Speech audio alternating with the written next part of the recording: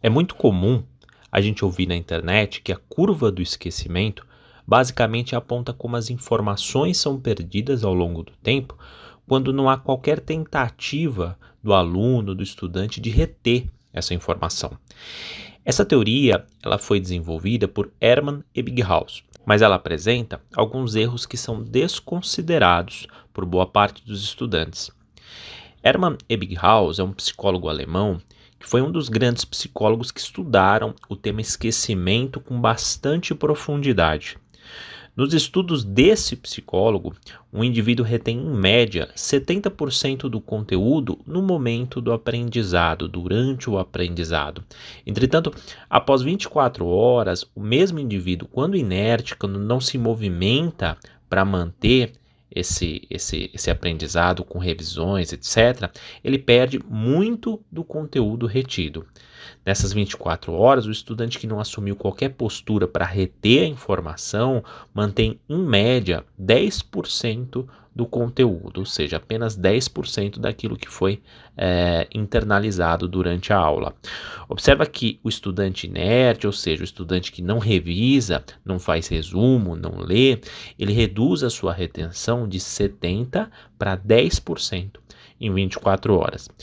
Em verdade, os estudos de Hermann Ebbinghaus são mais precisos, pois indicam que o indivíduo ele perde 58% da informação já nos primeiros 20 minutos posteriores à aula. É bastante coisa. Então, a gente pode concluir o quê? Que diante de uma informação nova, o esquecimento ele atua com bastante agressividade, principalmente no início, nas primeiras 24 horas. Segundo os estudos do psicólogo alemão ainda, o estudante ele consegue enfrentar o esquecimento com revisões espaçadas, a primeira após 24 horas, a segunda após uma semana, a terceira após um mês e assim por diante. Esse comportamento ele não impede o esquecimento. Contudo, ele reduz drasticamente a agressividade do impacto do esquecimento na vida do estudante. O esquecimento ele não é eliminado por completo, ele só é reduzido de forma bastante drástica quando você faz a revisão espaçada. Em outras palavras, quanto mais revisões espaçadas, mais lento, menor vai ser o esquecimento do aluno ao longo do tempo. Os cursos do direito desenhado, por exemplo, oferecem para o aluno mapas mentais que são desenhados durante a aula. Isso para que o aluno possa justamente imprimir e revisar o conteúdo de tempos em tempos para impedir essa perda de informação. Em um determinado momento, o aluno ele vai realizar tantas revisões que o esquecimento, embora exista, ele é bastante lento. E esse é o ponto ideal, é o sonho de consumo de todo estudante. Mas a gente precisa alertar que os estudos de Hermann Ebbinghaus foram alvos de críticas. Isso é muito importante, pouquíssimo falado, inclusive no YouTube. Os experimentos de Hermann Ebbinghaus limitavam-se à memorização de números, sílabas ou palavras, e por isso, críticos apontam que o psicólogo alemão, com o estudo, desconsiderou um fator importantíssimo para a memória, que é a emoção. A gente sabe hoje que a emoção guarda forte relação com a memória. Esse é o principal erro da curva do esquecimento. A curva do esquecimento, em sua origem, ela desconsidera a emoção como um fator importante para a memorização e aprendizado. Durante o medo ou estresse, por exemplo, a gente memoriza com mais intensidade um determinado tema. Muitas pessoas lembram, por exemplo, do local exato em que estavam quando ouviram a notícia da queda das Torres Gêmeas nos Estados Unidos em 11 de setembro de 2001. Isso ocorre porque a memória foi, de certa forma, potencializada pela forte emoção em face daquele grave evento que ocorreu. Isso é muito importante. Observa que a gente não lembra o que a gente comeu ontem, mas a gente lembra de fatos ocorridos há anos atrás que foram norteados por uma forte emoção. Por isso, a curva do esquecimento, embora válida, ela é incompleta em suas conclusões. O ser humano ele não consegue desvincular a memória das emoções. São duas coisas que andam juntas. É claro que isso não invalida por completo a curva do esquecimento. Contudo, precisamos acrescentar alguns detalhes importantes para potencializar essa ideia. Frederick Bartlett foi um psicólogo britânico que, em contraposição a Hermann Ebbinghaus, aprofundou-se no estudo da memória à luz das emoções.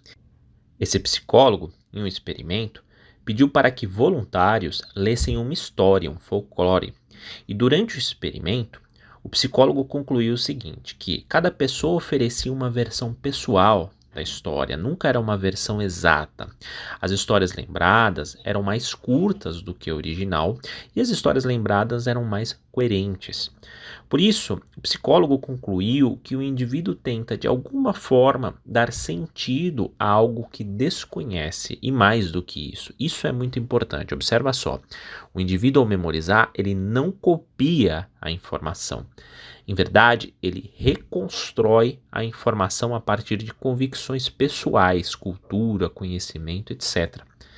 A história contada, então, tem um pouco do próprio indivíduo quando comparada com a história original. Ao reconstruir a informação, o indivíduo ele não se lembra de tudo e, por isso, ele preenche o espaço faltante com ideias que lhe parecem coerentes. E isso não é feito de forma consciente, isso é feito de forma completamente inconsciente. Tudo para, na sua própria lógica, tornar aquela história, aquilo que ele está contando, coerente. O mais importante, contudo, é que os estudos não competem entre si. Tanto o estudo do psicólogo alemão como do psicólogo britânico, eles não competem entre si. Na verdade, a gente pode concluir que os estudos se complementam. Com efeito, a revisão espaçada ela reduz drasticamente a perda da informação, sendo um método importante na vida do aluno. Em acréscimo, contudo, deve-se dar especial atenção à qualidade do material estudado e não à quantidade. O material ele precisa ter aptidão para envolver o aluno.